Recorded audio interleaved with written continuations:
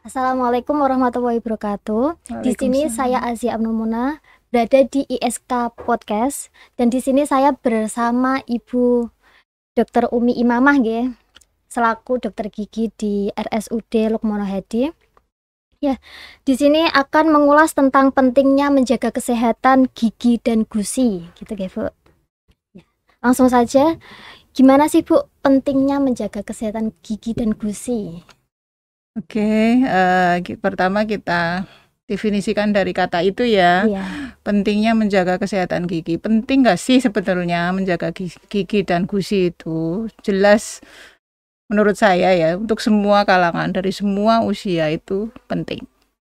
Ada nggak orang yang menganggap menjaga kesehatan gigi itu nggak penting? Saya kira nggak ada. Semua golongan pasti akan bilang penting. Cuman kadang-kadang memang ada yang lalai. Lalai itu misalnya lupa ya, misalnya malam harusnya mau tidur sikat gigi dulu, lagi sibuk nih, atau habis lembur kadang tiba-tiba capek tidur langsung, kan lalai namanya. Iya.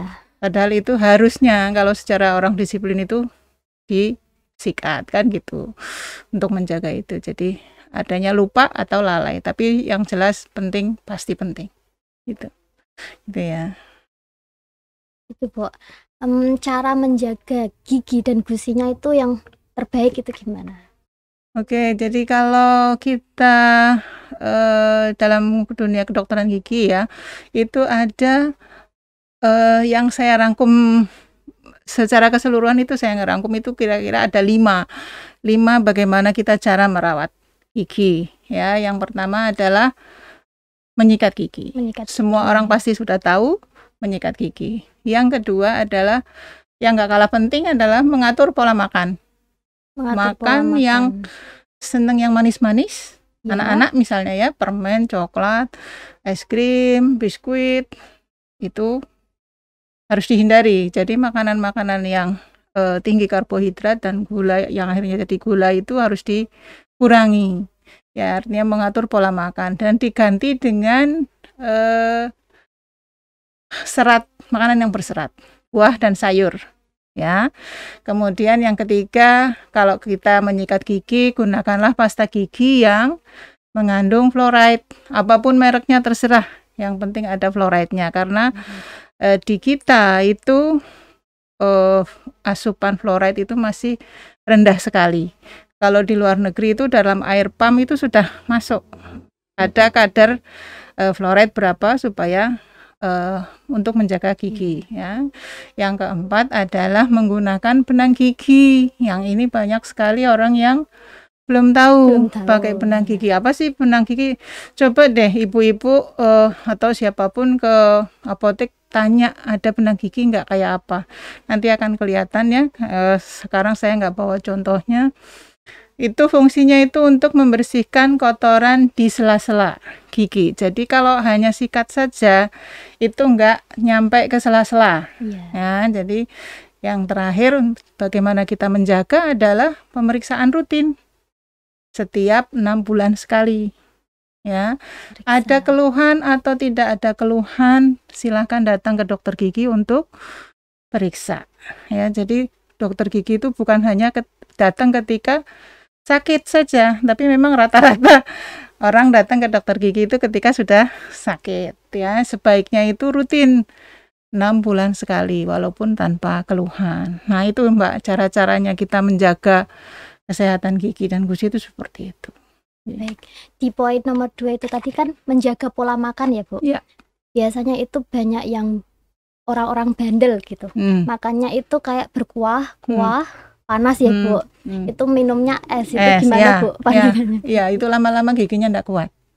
Jadi di dalam gigi itu ada saraf dan pembuluh darah. Ya, jadi gigi yang masih utuh, masih hidup itu di dalamnya ada pembuluh darah dan pembuluh saraf. Makanya jenengan akan minum dingin akan kerasa dingin. Ya, minum panas juga akan kerasa hangat karena ada saraf di situ. Jadi kalau misalnya habis makan bakso panas banget langsung es, bakso lagi es, balik-balik seperti itu, ada perubahan suhu di dalam ruang situ. Ya. di dalam pembuluh darah dan saraf. Megar mingkup gitu. Lama-lama sarafnya capek. Pembuluh darahnya capek. Itu, dan lama-lama akhirnya lemah gitu. Efeknya itu gimana, Bu? Kalau sudah melemah? Kalau lama-lama ini, kalau terus-terusan ya, tapi Iya. itu kan harus jangka panjang berapa puluh tahun gitu ya. Kalau misalnya cuman 2 minggu, 3 minggu gitu sih enggak kerasa. Lama-lama mati bisa kalau sudah jadi kebiasaan terus-terusan. Tapi saya pikir orang makan bakso kan nggak tiap hari ya. Iya. Nah gitu, jadi istilahnya masih aman-aman saja. Cuman untuk orang-orang tertentu yang struktur giginya memang sudah rapuh ya, dari tumbuhnya sudah rapuh nih, kelihatan ada spot-spot putih, itu gigi rapuh. Kalau dia struktur giginya sudah seperti itu, terus dia punya kebiasaan makan panas, langsung minum dingin, panas dingin, remuk, giginya hancur, nggak kuat. Jadi megar mingkup gitu, akhirnya rapuh. Gitu ya. Berlubang gitu, Bu? Bukan berlubang, karena ya? kalau berlubang itu penyebabnya adalah bakteri. Kalau ini bukan berlubang, rapuh aja. Nggih, kayak apa sih yang remuk rempil gitu, tanpa bakteri. Kalau berlubang itu penyebabnya dari bakteri, dari kuman. Ya. Beda. Termasuk seperti patah itu kan juga bukan karena berlubang. Beda. Ya, rapuh. Beda ya. Jadi beda penyebabnya. Itu. Untuk yang poin keempat tadi, memakai benang gigi. Caranya, Bu, caranya nah itu ya, tadi saya lupa bawa benangnya. Jadi misalnya ini gigi, deretan gigi ya, bentuknya itu seperti gini, terus di sini ada benang. Nah nanti dimasukkan ke sini, ke sela gigi, tempel, tarik, masuk lagi, tempel lagi, tarik, masuk ke sela gigi berikutnya, nempel ke gigi yang sini, tarik. Itu keluar nanti banyak banget. Banyak sekali kotorannya yang tidak terjangkau sikat. Jadi ketika kita hanya menyikat gigi, sisa ini masih ada. Makanya sisa-sisa makanan, sisa-sisa kotoran yang ada di sela-sela gigi ini yang nggak kena sikat, walaupun jenengan sikatan ya, tapi ini nggak kena, nggak kebuang, ini lama-lama jadi karang gigi hitam. Dari kuning dulu lama-lama hitam. Gitu. Nah, karang gigi ini termasuk penyakit yang kayak silent killer. Silent killer itu pembunuh diam-diam. Ya. Kenapa dibilang pembunuh diam-diam? Karena karang gigi ini tidak menimbulkan gejala apapun sebelum parah. Awalnya cuman kelihatan coklat, lama-lama hitam. Itu gusi sudah mulai teriritasi. Ketika gigi sudah mulai lebih tebal lagi karangnya, itu kan gusinya menjadi radang. Setelah gusi radang, contohnya kalau sikatan sering berdarah. Gusinya kelihatan bengkak-bengkak, bendul-bendul, merahnya lebih menyala ketimbang warna gusi yang normal, yang merah muda. Kalau ini warnanya lebih menyala dan belenduk-belenduk gitu, besar-besar gitu. Itu bengkak namanya, sudah bengkak gusinya. Itu penyebabnya rata-rata karena karang gigi. Nah,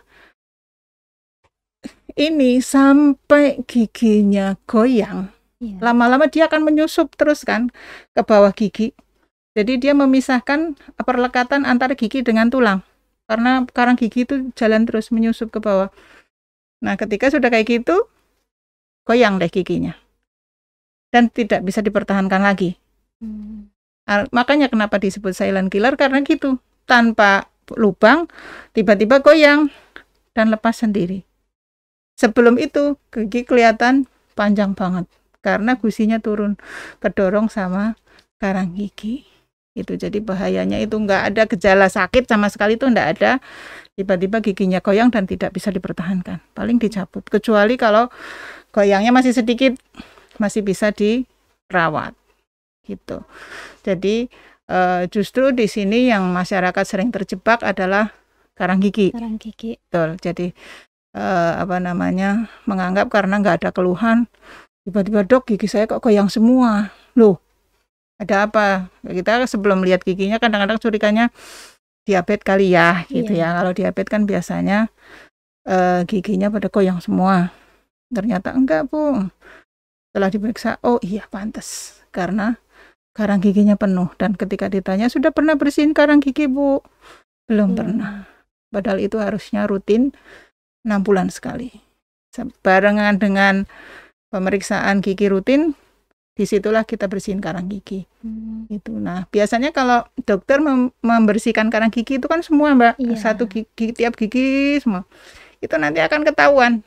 Ada lubang baru, ada absesnya apa enggak, ada misalnya tambalan rusak, ada apa, kelihatan semua.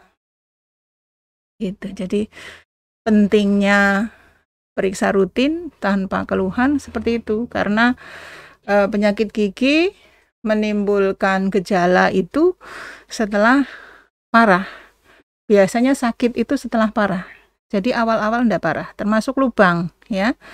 Lubang itu kalau masih di email enggak sakit. Iya. Kalau sudah masuk lagi lebih dalam ke dentin baru kerasa ngilu. Nah, kalau dentin sudah lebih dalam lagi baru kerasa nyut-nyutan. Artinya kan sudah jauh. Iya. Nah, gitu. Gitu ya. Jadi rentetannya pemakaian benang gigi ke karang gigi akhirnya gitu. Terus ada cara untuk membersihkan karang gigi kecuali untuk periksa gitu, Bu. Ada nggak caranya? Saya kira kok saya belum menemukan ya. Belum menemukan cara orang membersihkan karang gigi sendiri di rumah, karena kita punya alatnya di sana. Di klinik gigi itu ada alatnya untuk membersihkan karang. Kalau belum jadi karang, masih plak kan masih bisa hilang dengan sikat. Gitu ya. Tapi kalau sudah jadi karang, ya kunjungi saja dokter gigi. Gitu. Belum ada cara untuk memanipulasi ini. Kayaknya enggak ada. Cuman saya kemarin itu di mana? Online ya. Ada iklan merontokkan karang gigi, saya enggak tahu itu. belum pernah. Yang kayak pasta gigi itu ya, Bu? Enggak tahu, yang selama ini dijual di toko obat itu bentuknya kan cairan, ditetesin ke situ. Tapi kenyataannya ketika pasien sendiri yang meneteskan itu, ketika cairan itu kena gusinya kebakar. Langsung putih. Keras ya, Bu? Ya. Ya, itu yang saya tahu pernah ada memang dijual untuk membersihkan. Sebetulnya tujuannya itu kan untuk menghilangkan staining. Staining itu pewarnaan. Jadi pewarnaan beda dengan karang gigi ya. Karena stain itu dari orang-orang perokok itu loh, yang giginya hitam-hitam itu bisa pakai cairan itu dibersihkan. Bentuknya bukan karang, memang hanya kotoran nempel di situ. Itu bisa dibersihkan pakai itu, tapi harus dikerjakan oleh ahlinya, karena takutnya gusinya yang rusak itu tadi, karena begitu nempel ke gusi itu gusinya langsung rusak gitu. Kalau sendiri ya ngeri juga itu. Tapi banyak yang dijual bebas gitu, jadi nggak ngerti caranya gimana gitu. Makanya ya, poin di nomor 5 itu kan pemeriksaan secara rutin ya, Bu. Itu biasanya pemeriksaan seperti apa aja itu yang didapat dalam pemeriksaan tersebut?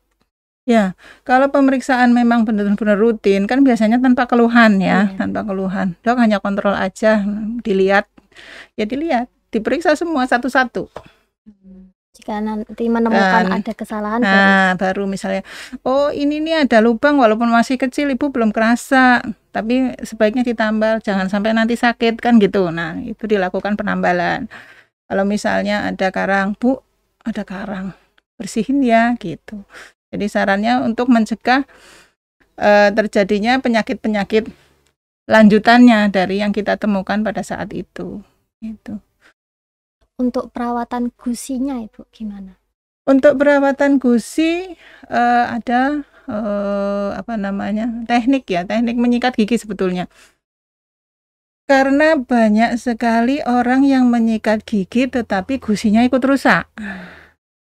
Saking ngotote, saking sikatnya kerasnya, bulu sikatnya itu keras, ngotot, gusinya rusak, giginya ikut rusak. Bersih memang, nggak ada kotorannya, tapi rusak semua.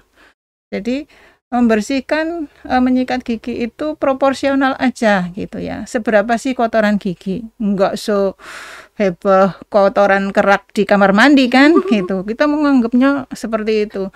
Katanya, "Dok, kalau nggak keras nggak mantep," katanya. Iya, tapi seberapa sih Bu? Nggak seberapa kan. Jadi tekanannya itu nggak boleh terlalu keras. Jadi ketika kita salah menyikat, salah tekniknya, salah alatnya, itu pun hasilnya salah. Ada orang yang sikat gigi itu 5 kali, memang betul bersih, nggak ada kotoran, nggak ada karang gigi, tapi giginya rusak semua, gusinya turun semua karena terlalu keras. Menyikatnya terlalu keras, alat bulu sikatnya terlalu keras juga. Jadi gunakanlah sikat gigi dengan bulu sikat yang medium saja, yang sedang, dan tekanannya jangan terlalu keras gitu. Jadi sederhana saja, cuma agak lama gitu. Ya, Ada minimalnya apa gimana Bu setiap hari? Sikat gigi minimal 2 kali. Minimal 2 kali. Betul. Jadi pagi setelah sarapan sama malam sebelum tidur. Maksimalnya Bu? Maksimalnya nggak ada maksimal, terserah. Tapi buat apa juga gitu ya, banyak-banyak, karena 2 waktu itu yang paling efektif. Setelah pagi, setelah sarapan, sama sebelum tidur gitu. Iya. Kadang karena masyarakat itu masih banyak yang terbalik. Dia mandi dulu, sikatan, baru sarapan. Itu terbalik. Salah. Ya jadi percuma. Untuk sikat gigi paginya percuma itu. Karena apa? Anggaplah kayak kita sudah nyapu nih. Habis itu dikotorin lagi. Sikatan kan membersihkan. Terus kita makan. Ngotorin lagi kan? Iya. Nah, ketika ada kotoran di dalam mulut, terus kita pergi berangkat kerja atau anak-anak berangkat sekolah, kita kan diem. Misalnya yang kerja kan dengan komputer, paling ngomong nggak seberapa kan. Kemudian anak-anak belajar juga diem dengerin guru di depan. Nah, ketika mulut diam dalam waktu lama, bakteri berkembang, bakteri aktif bekerja. Jadi kalau ketika ada waktu diam lama dan mulut kotor, proses perusakan gigi cepat sekali terjadi. Bahkan kalau malam hari itu, bakteri berkembang biak 2 kali lebih banyak. Makanya penting sekali sikat gigi sebelum tidur. Karena kita mau tidur lama, ada kotoran di dalam gigi, bakteri berkembang biak lebih banyak, pasti bisa dipastikan berlubang. Kecuali ya, ada memang itu, tapi jumlahnya nggak banyak. Ada memang yang struktur gigi sangat kuat, agak ndablek, nggak sikatan tapi nggak berlubang, ada. Tapi secara keseluruhan teorinya seperti itu. Jadi ketika mulut dalam keadaan diam lama, usahakan bersih. Dan yang penting lagi itu tadi, kebiasaan masyarakat yang terbalik itu pagi hari itu supaya untuk dirubah. Gitu ya. Jadi makan dulu baru sikatan. Boleh mandi tapi nggak usah sikatan dulu. Ya, mandi, sarapan, baru sikatan. Ada lagi yang gini, bangun tidur langsung sikat gigi. Bangun tidur baunya nggak enak banget, Bu. Sikat gigi. Habis itu makan, habis itu mandi terus pergi. Sikat giginya tadi pagi tuh, habis subuh gitu. Kebalik juga. Jadi intinya kita mau membersihkan dalam keadaan kotor, dibersihkan, bukan sudah bersih dikotorin gitu. Ya, jadi nggak efektif. Itu Bu, biasanya itu setiap bangun tidur ya. Bangun tidur itu kan kita sudah diam lama. Otomatis kan kalau mau buka mulut itu kan pasti baunya nggak enak ya Bu. Nah, kalau sikat gigi malam enggak. Oh. Ya. Sorry saya potong. Iya, enggak apa-apa Bu. Biasanya kan ada yang bilang sebelum ngapa-ngapain, masih bangun tidur, murni bangun tidur itu minum. Ada bener ada kuman baiknya Bu?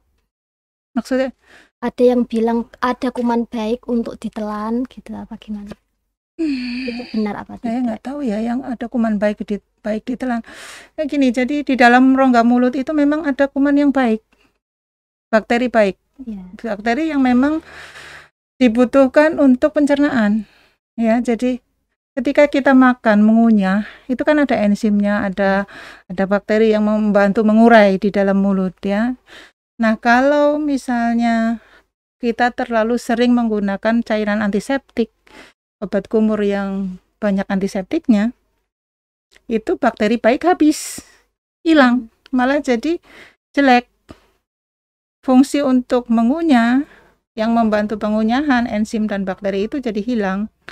Makanya saya tidak pernah menyarankan pasien untuk menggunakan obat kumur antiseptik terus-menerus. Hanya ketika habis cabut gigi misalnya untuk membantu mempercepat penyembuhan luka kan, karena ada bakteri bisa memperlambat luka. Nah, itu aja. Jadi kalau yang tadi pertanyaannya ada bakteri baik yang sebaiknya ditelan, saya belum pernah baca itu, artikel itu belum pernah baca itu. Oke, jadi kalau kita misalnya malam mau tidur sikat gigi, bangun tidur langsung minum, nggak masalah sih, nggak ada apa-apa. Maksudnya karena kita tidur itu biasanya kan ini ya banyak penguapan ya, jadi haus kan, bangun tidur mesti haus banget, ya itu tinggal minum aja. Tapi perkara ada bakteri baik yang harus ditelan menjadi baik, saya nggak tahu. Untuk perawatan biasanya orang tua kan banyak berlubangnya, banyak karangnya. Itu kalau sudah benar-benar membandel itu gimana, Bu? Membandel gimana maksudnya? Benar-benar sudah parah, dalam giginya sudah parah, itu cara pengobatannya gimana? Untuk kembali bersih. Untuk melakukan tindakan perawatan itu tergantung kasusnya ya. Kalau misalnya ada gigi yang berlubang, lubangnya sudah terlalu jauh, memang perawatannya untuk menambalnya itu nggak sekali datang, nggak bisa 4-5 kali datang. Ditambal sementara dulu 3 kali, baru terakhir tambal permanen. Tapi kalau misalnya lubang masih kecil, masih dangkal, belum menimbulkan gejala apa-apa, bisa sekali datang langsung ditambal permanen. Ada lagi yang perlu dicabut. Misalnya kondisinya kok gusinya bengkak, ya diobati dulu sebelum dicabut. Jadi tindakan perawatannya itu per kasusnya seperti apa. Yang penting kita memberikan edukasi ke pasien bahwa perawatan gigi, terutama tadi yang nambal itu nggak bisa sekali jadi, karena kasusnya sudah terlalu dalam gitu ya, terlalu berat. Bapak datangnya terlambat misalnya kan gitu, karena memang gigi itu kalau orangnya nggak care sendiri, pengetahuan tentang kesehatan giginya nggak bagus ya, memang nggak akan datang kecuali sudah ada keluhan. Nah, ketika sudah ada keluhan itu biasanya sudah parah, sudah berat gitu. Jadi yang penting dari awal sudah diberitahukan ke pasien langkah-langkahnya, nanti akan diapain, efek sampingnya apa, ini tujuannya untuk apa, semua pasien tahu. Insya Allah biasanya yang care sama dirinya sendiri ya pasti akan kembali dan menyelesaikan perawatan. Tapi kadang-kadang pasien begitu keluhan sakitnya dihilangkan, sudah lupa, nggak datang lagi. Banyak yang seperti itu. Oke, jadi kadang-kadang kita sayang ya gitu, nanti datang lagi sudah bengkak, sudah nggak bisa ditolong lagi gitu. Ketika masih bisa ditolong, saya sih berharap ya pasien seperti itu ya, kita memotivasi pasien untuk, saya kata-katanya memang ini masih bisa ditolong. Jadi supaya si pasien ini care gitu ya. Tapi kalau sudah tinggal akar, Pak ini sih sudah nggak bisa ditolong Pak, sudah nggak bisa diapa-apain lagi, paling juga bisa dicabut kan gitu ya. Jadi seperti itulah, kebanyakan memang pengetahuannya masih kurang sekali tentang kesehatan gigi. Baik Bu, bisakah pemeriksaan gigi itu di cover dengan asuransi BPJS misalnya? Oke, ya ada beberapa asuransi ya di kita itu ya, yang jelas itu InHealth sama BPJS ya. BPJS bisa mengcover beberapa tindakan perawatan gigi. Kalau di puskesmas tindakan sederhana hampir semua ditanggung BPJS. Tapi ketika sudah masuk ke vaskes lanjutan di rumah sakit, itu ada beberapa perawatan gigi yang tidak ditanggung BPJS. Ya, misalnya bersihin karang gigi, itu enggak bisa. Jadi pasien harus membayar sendiri. Kemudian pemasangan behel. Behel itu kan sebetulnya ada fungsi, tapi pemasangan behel itu lebih cenderung kepada estetika ya. Jadi BPJS itu nggak mau menanggung yang estetika ya, dan terlalu mahal.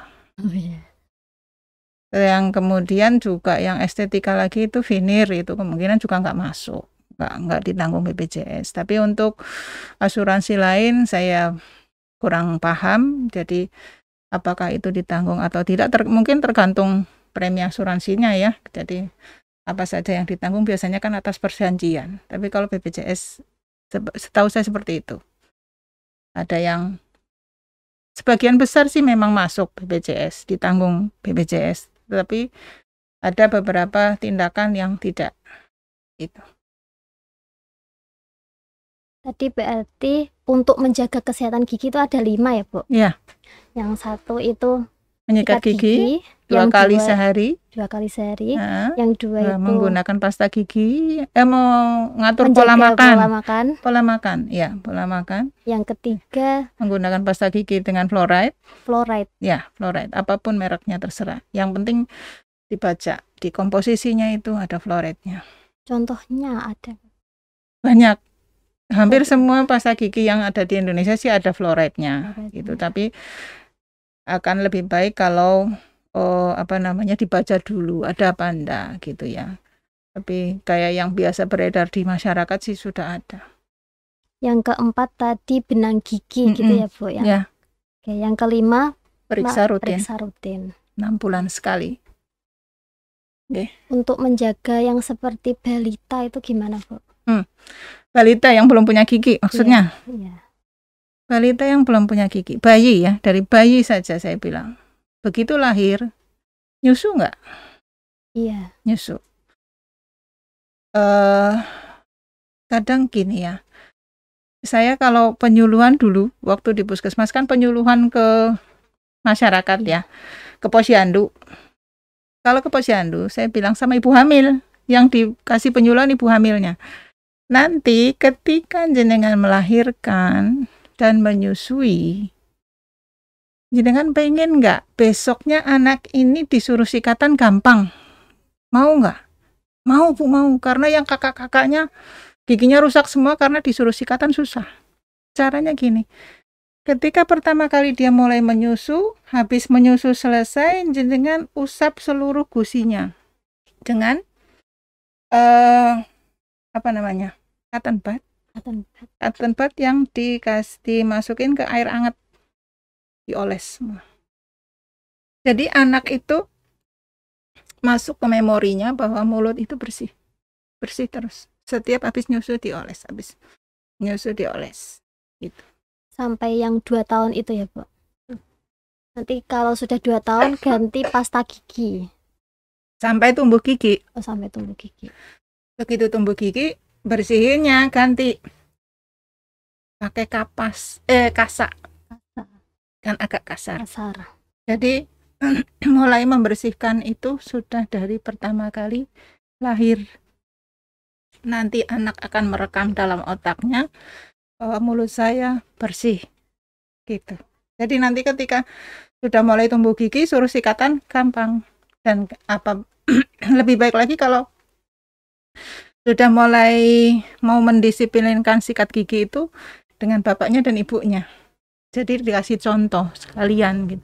Dan setelah itu dilihat sudah bersih apa belum. Memang jadi orang tua agak repot, tapi nantinya akan mudah anak-anak. Itu. Dari pemaparan Ibu Umi, menjaga gigi itu ada 5 ya. Yang pertama itu menyikat gigi, yang kedua menjaga pola makan, yang ketiga menggunakan pasta gigi yang ada fluoride, yang ketiga itu memakai benang gigi, yang kelima itu menjaga pemeriksaan rutin gitu ya. ada yang mau disampaikan untuk masyarakat gitu Bu? Kalau saya sih pesannya cuman jangan menyepelekan kesehatan gigi. Itu saja. Karena apa? Penyakit gigi, penyakit infeksi khususnya yang ada di rongga mulut itu bisa menyebabkan penyakit di tempat lain, di organ lain. Ya. Jadi ketika di dalam mulut itu ada gigi yang busuk, ada infeksi, banyak bakteri di situ, bakteri ini bisa nyangkut kemana-mana lewat aliran darah. Bisa nyangkut ke jantung, bisa nyangkut ke otak, kulit, persendian, seluruh tubuh bisa lewat aliran darah. Jadi jangan kaget kalau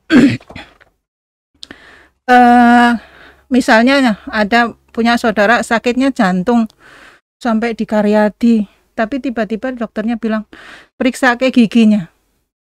Jangan kaget, karena bakteri yang ada di gigi bisa ke jantung. Ya, di kami sendiri di RSUD, dokter ortopedi yang mau melakukan operasi lutut, penggantian ini lutut, itu selalu mengkonsulkan pasiennya ke dokter gigi. Jadi sebelum operasi giginya harus bersih dulu, bebas dari infeksi. Karena infeksi yang ada di sini mengganggu penyembuhan di sini. Dan begitu pun juga dokter THT selalu sering penyebab di sini telinga, gigi dulu. Gigi beresin dulu. Begitu gigi beres baru balik lagi ke beliau. Demikian juga mata. Mau operasi mata juga harus giginya bebas dari infeksi dulu. Jadi kadang-kadang pasien itu nggak tahu, saya nggak ada keluhan gigi sama sekali kok, saya mau operasi mata. Tapi kenapa dokter matanya nyuruh saya ke gigi gitu? Lah, memang kadang-kadang ada pertanyaan seperti itu ke pasien. Jadi kita menjelaskan ke pasien bahwa semua infeksi yang ada di mulut itu bisa menyebabkan penyakit di tempat lain. Nah, dengan operasi masih ada infeksi di sini, penyembuhannya lebih lama. Gitu. Baru paham, oh nggih. Gitu. Jadi seperti itu ya, intinya bahwa saya selalu pesan jangan menyepelekan sakit gigi. Itu saja. Jangan menyepelekan gigi yang tinggal akar. Nggak sakit kok dok. Iya memang nggak sakit sekarang. Tapi suatu saat ketika daya tahan tubuh lemah, bakteri aktif, bisa sakit dan tidak hanya sakit, bisa bengkak. Dan bisa menimbulkan kematian. Jangan dianggap sepele gitu ya. Kemarin ada pasien meninggal karena terlambat datang ke rumah sakit. Kasusnya cuma bengkak di pipi bawah sini. 3 hari tidak mau makan, disuruh mondok tidak mau. Ya. Dengan adu otot segala macam, akhirnya seminggu baru mau masuk rumah sakit. Tapi infeksinya sudah menjalar sampai ke leher dan sampai ke paru-paru. Jadi bakterinya sudah turun sampai ke paru-paru. Begitu masuk ditangani sudah nggak bisa. Jadi sampai disedot cairannya dari paru-parunya juga sudah terlambat, masuk ICU meninggal. Yang lebih ringan lagi infeksi di sini juga kayak tadi yang cerita ya, gigi tumbuh baru di belakang sini itu bisa menyebabkan mulut nggak bisa buka, kunci. Begitu ada infeksi di sini, ada bakteri yang mengenai otot membuka mulut, ototnya kena, udah kunci. Cuman segini, 2 mili paling bisa bukanya. Jadi banyak sekali penyakit-penyakit di gigi yang kadang masyarakat kok bisa gini ya, padahal memang itulah seperti itu jalurnya. Kalau dipelajari memang ada ilmunya semua gitu ya. Termasuk tetanus yang ada di gigi yang tinggal akar. Ada bakteri tetanus. Diobati dengan obat tetanus sampai 2 minggu tidak mempan. Ketika giginya dicabut, besoknya langsung bisa buka mulut. Selesai. Jadi pasien itu mondok di RSU sampai 2 minggu dengan tidak bisa buka mulut. Saya dapat konsulan dari dokter penyakit dalam, sudah diobati, tetapi tidak ada perkembangan sama sekali. Akhirnya dicabut giginya, selesai. Langsung besoknya bisa buka, langsung makan. Jadi Masih seperti bisa itu. tertolong ya Pak, Ya. alhamdulillah. Ya, intinya seperti itu. Jadi jangan sepelekan penyakit gigi, itu aja. Baik, terima kasih. Terima kasih Dokter Umi Sama-sama. Dokter Umi Imamah sudah datang di ISK TV, sudah memberikan informasi kepada masyarakat. Saya dan Ibu Dokter Umi Imamah pamit undur diri. Wassalamualaikum warahmatullahi wabarakatuh. Waalaikumsalam.